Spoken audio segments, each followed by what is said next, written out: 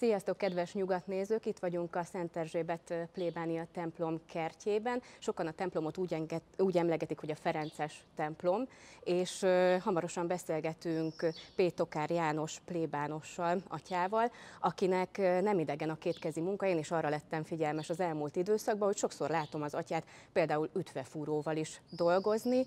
Igyekszem a napjaimat úgy beosztani, hogy minden nap legyen benne kétkezi munka. Az elsődleges feladatom a szerzetesi állapotomból kifolyólag az imádság, tehát a templom, a szentmisék ellátása, a gyóntatás, illetve a még közös imádságaink, a szerzetesi közös imádságok.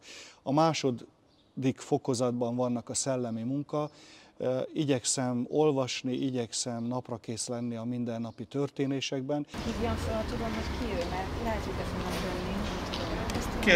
Kérdezd meg tőlük, hogy ez mennyire tehető át más időpontra. Számomra a legszebb a munkában, a kinti munkában, például amin találkoztunk, éppen az emberekkel való beszélgetés. Hogy mindig megállítják. Egyébként láttam, hogy az ütvefúrót is állandóan le kellett állítani. Így van, és sőt ki is veszik a kezemből, hogy majd én megmutatom, hogy kell, és abszolút nem érzékenykedek. Csináltam egy párszor.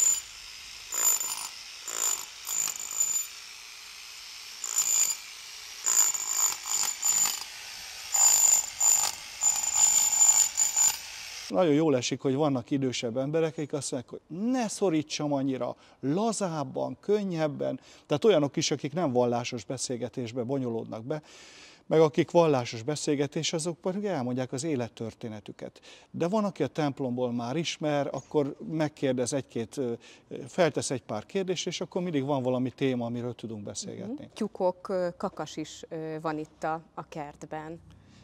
Igen. Hát én azt úgy nevezem, igazából nem túl szabályos dolog, hogy állatsimogató, és az azt jelenti, hogy ki van talán húzva a dolognak a méregfoga. A gyerekeknek hatalmas öröm, annyira, hogy sokszor szegény állatok sínylik meg, mert a gyerekek akkora hajkurászásba kezdenek, hogy el tudjanak egyet csípni, meg tudják simogatni, pláne vannak kis csibék is, meg vannak szomszédok, akik amiatt jönnek, hogy jaj, de jó, gyerekkorom szép emlékeit hallom, újra megszólalt a kakas.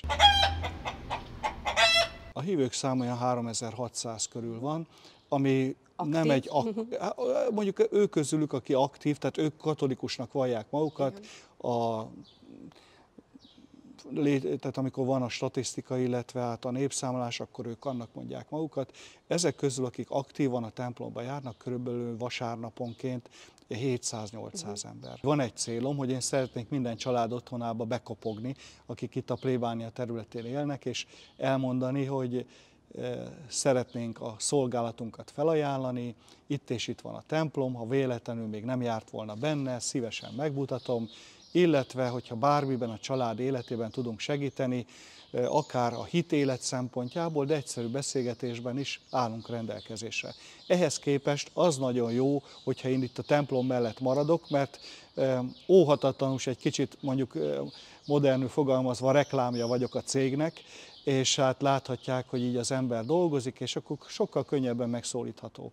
Nagyon jó történeteket tudnak elmondani nekem hetente, úgyhogy a prédikációimnak egy alapját, mármint így a gondolatoknak egy fogódzóját jelenti az emberekkel való ilyen hétköznapi, mindennapi beszélgetés.